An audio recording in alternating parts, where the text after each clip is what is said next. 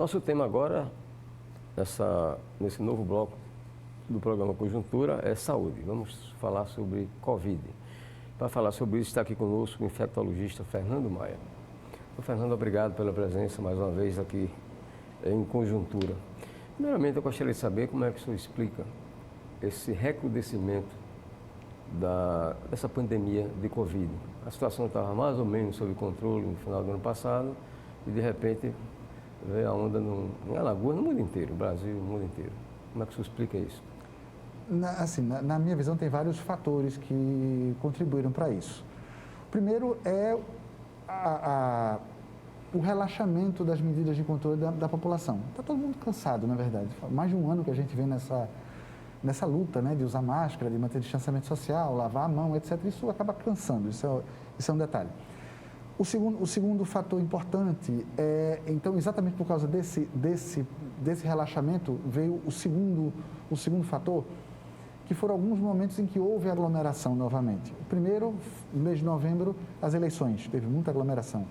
Depois as festas de final de ano, depois o carnaval, depois a Páscoa, a gente sempre tem um momento para as pessoas aglomerarem, por mais que se recomende que não faça, etc. e tal, mas as pessoas muitas vezes aglomeram. O segundo fator também muito importante, que é o aparecimento dessas mutações do vírus. A mais conhecida que está circulando aí é a chamada P1, que é a variante em Manaus. São 3 variantes as mais importantes em termos de número de pessoas atingidas até o momento que a gente sabe. É a P1, que é essa variante em Manaus, é a variante do Reino Unido e a variante da África do Sul. Essas são as 3 principais, mas tem muitas outras circulando. Muitas dessas mutações não chegam a causar nenhum problema sério, mas algumas conseguem aumentar a capacidade de causar doença, é o caso da P1. Então, a gente tem visto um aumento do número de casos em pessoas mais jovens que na primeira onda não tinham sido tão afetadas e também a gente tem observado mais formas graves, inclusive nessas pessoas jovens. Então, na verdade, parece ter sido uma conjuntura de fatores. Os mais importantes são esses.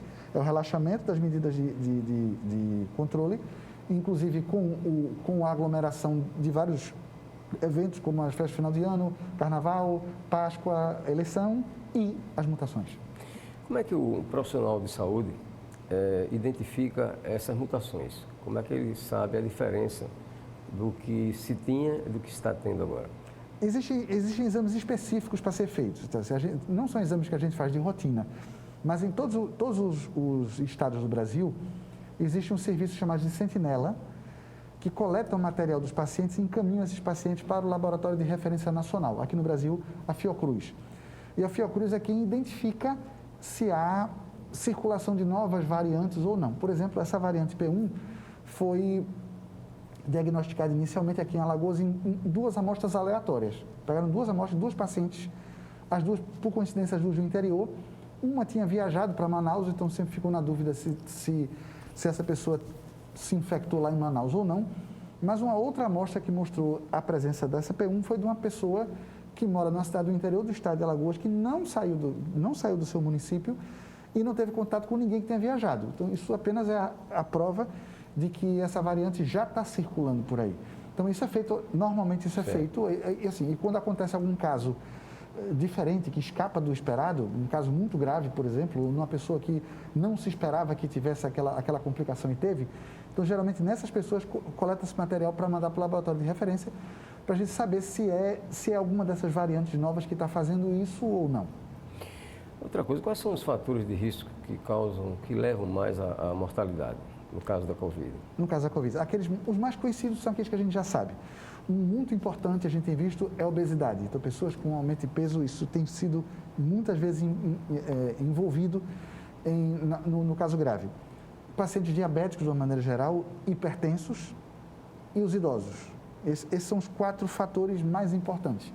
Outras doenças crônicas também podem levar a esses quadros mais graves. É o caso de pacientes com asma, pacientes usuários de corticoide, pacientes que são imunodeprimidos, pacientes que têm câncer e que adquirem Covid depois.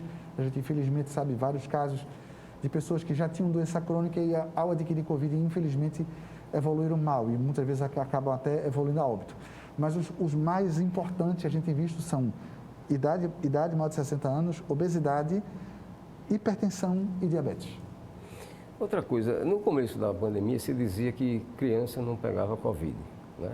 Mas a gente está vendo recentemente, houve aqui um caso, cerca de 2 meses atrás, vários pacientes recém-nascidos na maternidade aqui de Maceió, né, e mais recentemente ainda, pessoas com 12 anos e nesse final de semana até uma criança de 9 anos que veio a falecer por causa do Covid. O que é que explica essa mudança? Provavelmente 2 fatores importantes. O primeiro é a maior exposição das crianças ao vírus. Na primeira onda, em que houve um lockdown muito mais severo, fechou-se tudo, inclusive as escolas, e as crianças ficaram mais ou menos bem protegidas porque estavam muito presas dentro de casa. E atualmente as crianças estão mais expostas, as escolas voltaram, embora a gente tenha observado que nas escolas não tenha aparecido muitos casos de contaminação de crianças, não. O problema é muitas vezes a contaminação em casa, com os pais ou com outras pessoas. Mas também essas novas variantes, principalmente essa P1, essa variante P1, parece que tem maior capacidade de causar doença em pacientes jovens, inclusive em crianças. A gente, infelizmente, tem observado isso. Mais crianças sendo infectadas e crianças fazendo forma grave, infelizmente. E, de modo geral, qual é a taxa de letalidade da Covid? Ela está girando em torno de 2% no Brasil como um todo, a média nacional. Em alguns lugares essa média sobe um pouquinho, em outros ela cai um pouquinho. A Alagoas está se mantendo mais ou menos na média. Em algumas épocas ela sobe um pouquinho, às vezes ela cai, mas ela mais ou menos está se mantendo na média nacional, que a gente tem, infelizmente, a gente tem observado. Não é uma média, se você for comparar a mortalidade de Covid com outras doenças, ela até, aspas, mata pouco. O problema é que, como é uma doença nova e muita gente está adoecendo, porque ninguém tinha anticorpos contra a Covid, porque é uma doença nova, como o número de casos é muito alto, acaba que ocorrem muitas mortes, e isso dá muita visibilidade para a doença, vamos dizer assim. Mas, na verdade, a gente tem visto que o número de casos de óbitos não passa muito de 2%, não. E como é que se explica tanta gente assintomática? Porque que consegue sobreviver tem vários fatores aí. Um dos fatores é que o coronavírus é um grupo muito grande de vírus que já circulam por aqui, tem vários deles que circulam. Alguns causam doenças em seres humanos, outros causam doenças em animais. É muito conhecido, o pessoal da veterinária conhece muito os coronavírus que causam diarreia em cães e gatos, por exemplo. E vários desses vírus comuns também causam doença em seres humanos. É uma das doenças, é um dos vírus que acomete as crianças, geralmente quando começam a ir para a escola. Faz parte do pacote escolar. Então, é mononucleose, é citomegalovírus, é coronavírus, é vírus sincicial respiratório, influenza, mas a influenza a gente vacina, então a gente não tem tantos problemas. Então, o que acontece? Primeiro, muitas pessoas têm imunidade natural cruzada por já ter tido infecção por outros coronavírus. Essa imunidade cruzada acaba dando alguma proteção contra esse novo coronavírus, chamado SARS-CoV-2. E também, ele próprio não é um vírus muito agressivo se a pessoa está com o sistema imunológico funcionando bem. É o que a gente observa na prática. Mais ou menos 30% das pessoas se infectam, mas não desenvolvem sintomas.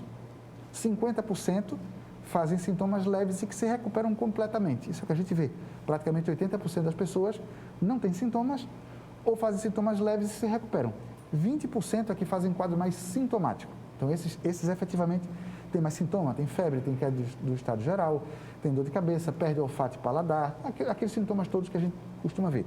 5% fazem forma grave, precisam ir e precisam muitas vezes até ir para uma terapia intensiva.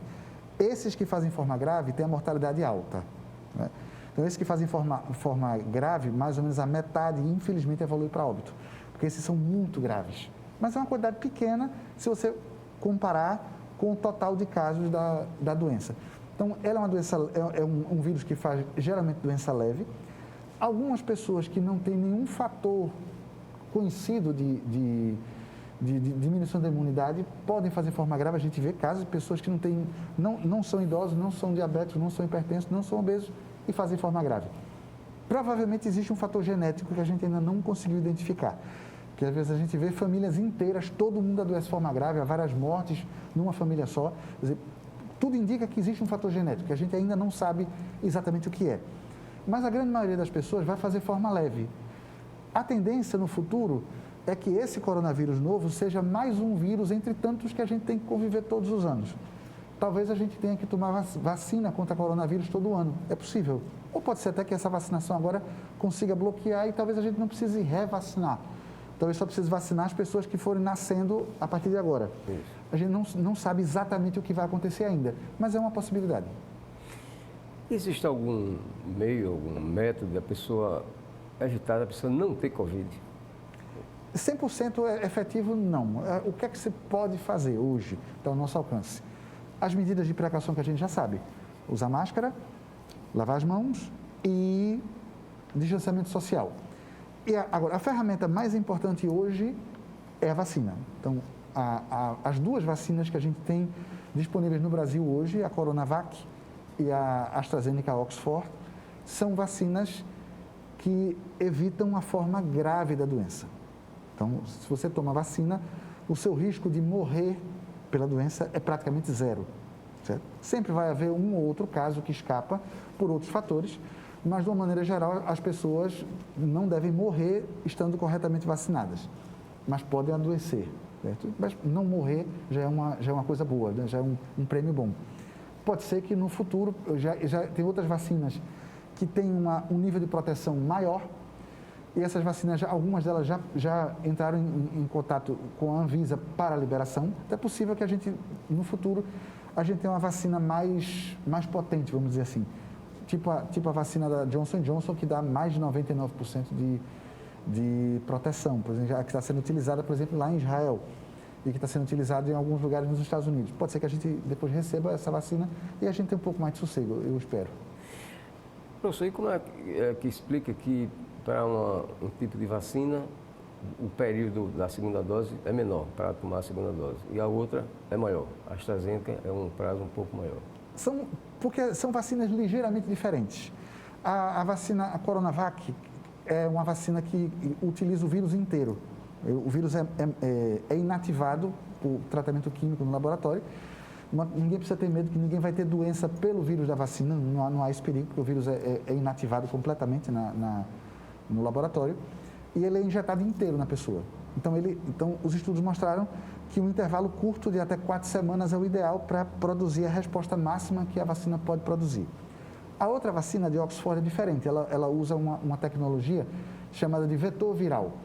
Então, pega-se um pedaço do coronavírus, que é o pedaço mais problemático, vamos dizer assim, que é a proteína spike, que é a proteína que o vírus usa para se ligar na célula do hospedeiro. Então, é retirada essa proteína do vírus e essa proteína é colocada em um outro vírus que se chama de vetor, que é um adenovírus. Então, é feita uma combinação dos dois. Isso por quê? Porque esse adenovírus permite ter uma maior afinidade com as células, as nossas células. Então, a gente consegue, tanto é que a vacina de Oxford consegue dar uma proteção maior do que a Coronavac. A proteção da Oxford, depois das 2 doses, é superior a 90%, porque são um pouquinho diferentes. E, nesse caso, o intervalo é um pouquinho maior. Essa história das pessoas dizerem, não, já tomei as 2 doses de vacina e agora eu transmito mais e nem eu tenho mais Covid. O que dizer a respeito disso? Dizer que, infelizmente, isso é mais uma fake news, né? Infelizmente, a gente não tem nenhuma vacina ainda 100% efetiva e nem a doença causa essa imunidade total. Então, mesmo quem teve a doença, mesmo quem tomou a vacina, deve continuar a ter os mesmos cuidados de distanciamento social, de lavar as mãos e de usar máscara, porque a pessoa pode se contaminar. O esperado é que quem tomou a vacina não tenha forma grave, mas pode adoecer e pode transmitir. Por isso que os cuidados continuam. Até que a gente consiga a tão sonhada imunidade de rebanho. O que é isso? É quando a gente tiver entre 70% e 80% da população toda vacinada. Aí o vírus para de circular. É algo que já está começando a acontecer lá em Israel. Israel, nos últimos 2 dias, não registrou nenhuma morte por Covid. Isso é fantástico. E a gente espera que isso possa vir a acontecer aqui. À medida que a vacinação vai correndo, as pessoas vão sendo vacinadas, a imunidade vai aumentando e o vírus começa a perder força de circular. E a gente começa a ter um pouco mais de sossego.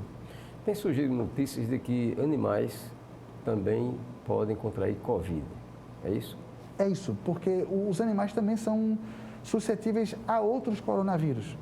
Alguns deles adoecem animais. Esse coronavírus agora, o SARS-CoV-2, por exemplo, é uma mutação de um vírus que é originário de morcegos. Não se sabe exatamente como foi que ele passou para as pessoas, mas é um vírus de morcego, não é um vírus, não nasceu nas pessoas. E os animais domésticos, cães e gatos, também são passíveis de serem infectados por outros coronavírus. Então, o esperado é que eles também possam se contaminar por esse coronavírus novo. Mas até o momento não há nenhuma evidência de que animais possam transmitir para a gente, por exemplo, coronavírus. Até o momento não há nenhuma evidência científica disso. Qual a importância, professor, do distanciamento social?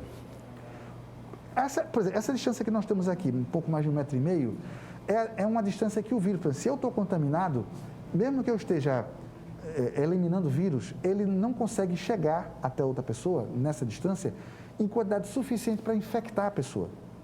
Por isso o distanciamento. Quanto mais próximo você fica da outra pessoa, maior a carga de vírus que você adquire quando está muito próximo. Então, o distanciamento serve para diluir o vírus no ar e aí você diminui a chance. Ao ar livre, isso é mais importante. Em ambiente fechado, essa distância pode ser pouca, pode ser pequena, porque no ambiente fechado, como não há muita circulação de ar, então o vírus tende a permanecer no ambiente um pouco mais de tempo. Por isso que é tão importante, a gente fala tanto de abrir as janelas, de deixar o ar circular, exatamente por isso, porque quanto mais o ar circula, mais o vírus que está suspenso se dispersa no ambiente e o risco de contaminação é menor. Então, o sentido de se manter esse distanciamento é esse, é diminuir a quantidade de vírus que uma pessoa pode passar para outra pela proximidade. E, professor, quando é que o lockdown ele é indispensável? Quando a gente atinge uma quantidade maior do que 90% de internação de UTI. Então, o lockdown, depois que o colapso está feito, o lockdown não vai resolver nada. O lockdown tem que ser feito antes disso. Então, qual é a ideia? Quando a gente vai observando os dados de internação, leitos clínicos e leitos de UTI. Quando a gente percebe que esses leitos estão numa ocupação muito alta, você faz o lockdown. Porque você diminui a circulação do vírus, você diminui os casos. Os países que conseguiram controlar um pouco melhor a epidemia fizeram exatamente isso. Fizeram lockdown precoce, mais rigoroso, e hoje estão apostando na vacina. Depois que o caos está feito, o lockdown não vai resolver. Os críticos do lockdown falam que o lockdown vai matar as pessoas dentro de casa. Isso, em parte, é verdade. Mas se você deixar as pessoas circulando, você vai continuar matando as pessoas de casa e você vai matar mais pessoas, porque o vírus vai atingir mais pessoas por conta dessa maior circulação. Então, o lockdown é uma medida dura, sem dúvida nenhuma. Muitas pessoas, num estado pobre como Alagoas, em que as pessoas precisam trabalhar de manhã para garantir o jantar à noite, é um desastre o lockdown, porque as pessoas, muita gente, se não fosse os auxílios que o governo federal e outros governos começaram a fazer, muitas pessoas teriam passado fome, literalmente, a gente sabe disso. Mas se você não fizer lockdown quando a taxa de ocupação hospitalar estiver muito alta, por exemplo, a gente vai ter colapso. É só ver o que aconteceu em Manaus e o que aconteceu em Porto Alegre. Aqui em Alagoas nós não tivemos colapso, graças a Deus não tivemos colapso, mas porque as medidas foram tomadas em tempo hábil, graças a Deus. Mas poderia ter acontecido, se não tivesse sido tomada essa medida tão agressiva, teria acontecido, não tenho dúvida disso. Bom, quando da aplicação dessas medidas restritivas de circulação de pessoas, muitos não entendem, porque proíbe o acesso à praia, que é um ambiente onde o ar circula livremente, mas se permite os transportes públicos lotados, mercados lotados, e aí? É um contrassenso. Veja, ao ar livre, o risco de contaminação é sempre menor. E para que o lockdown, que essas medidas de circulação, de restrição de circulação, funcionasse melhor, precisaria fazer outras medidas também. Uma delas seria aumentar o número de carros de transporte. Então, por exemplo, algumas cidades não permitiram que passageiros viajassem em pé, só passageiros sentados e com todos os vidros abertos para circular. Isso seria uma medida interessante. E também, nos locais públicos, como por exemplo mercados, teria que haver um controle de entrada das pessoas. Então, não pode deixar entrar todo mundo de uma vez, tem que deixar entrar aos poucos para que se possa manter dentro daquele ambiente o distanciamento necessário. Porque se deixar todo mundo entrar de uma vez, aí vai ter aglomeração do mesmo jeito. E pior ainda, aglomeração em ambiente fechado, que é exatamente o momento ideal para a transmissão do vírus. É a aglomeração no ambiente sem circulação ou com pouca circulação de ar. Então, realmente é um problema sério. Mas essas medidas, se não forem tomadas, o número de casos vai ser muito maior do que o que já é. Nós estamos vivendo uma fase de estabilização, mas a gente está estabilizado no alto. A gente está estabilizado com um número de casos muito alto. Precisa cair. Então, a gente ainda está com 20 mortes, mais de 20 mortes por dia. Ainda é um número de mortes muito alto. Então, tomara que a vacina chegue mais e chegue bem e ela seja aplicada, porque eu estou convencido disso. Só a vacinação é que vai nos trazer um pouco de conforto nessa hora. Porque a vacinação é que vai conseguir controlar melhor a circulação desse vírus. E quanto à prática de atividades físicas, inclusive futebol, ao ar livre? Ao ar livre é sempre melhor do que ambiente fechado. Qual é o cenário ideal? O ideal é todo mundo estar testado antes de fazer essa atividade e para poder participar disso com um pouco mais de tranquilidade. Isso é o ideal. É como, por exemplo, o futebol profissional faz. Antes de cada rodada, todos os jogadores são testados, exatamente porque eles vão precisar estar todos juntos no campo, todo mundo sem máscara, obviamente, não dá para jogar de máscara, né? Então, eles são testados. Esse seria o ideal. Se você quer praticar atividade física, qual é a recomendação? Ao ar livre e, se possível, mantendo distanciamento social. Não aglomere. Mesmo ao ar livre, se você aglomerar, há o risco de transmissão. Então, mesmo ao ar livre, você deve manter o distanciamento social. A recomendação que desde o início da pandemia se dava, essa recomendação, não sei se ainda persiste, é de a pessoa que precisa sair por alguma necessidade e, ao retornar para casa, teria de higienizar os sapatos, colocar álcool gel no solado do sapato, tomar banho, trocar de roupa e, quer dizer, nessa troca de roupa, pegar a roupa que usou, mandar logo para a lavanderia. Ainda existe essa recomendação? Existe, mas assim, a gente sabe que essa recomendação especificamente é para quem esteve em local muito contaminado. Então, por exemplo, para nós, profissionais de saúde que a gente vem do hospital, a gente tem que fazer, eu tenho feito isso todos os dias, né? Então, o meu sapato fica do lado de fora da casa e essa roupa todinha vai, quando eu chego, já tem um local sujo, no caso a lavanderia, que a roupa vai e eu tomo um banho antes de circular na casa. Para quem só foi num local que não teve aglomeração, por exemplo, foi no supermercado ou foi na farmácia ou na padaria, em princípio não há uma obrigação formal de fazer isso. Se quiser fazer, não é ruim, não é demais. Mas agora, por exemplo, se você foi na consulta médica, você foi a um hospital, foi a um consultório médico, que é um local que normalmente tem pessoas doentes. Então, há o risco de que você tenha contato maior. Então, nesse caso, é interessante, sim, fazer essas medidas de botar roupa a lavar, tomar banho, sim, é interessante. Ok, Nelson, muito obrigado ao médico Fernando Maia, infectologista, pela sua participação aqui nesta edição de Conjuntura. E muito obrigado a você também que está nos acompanhando.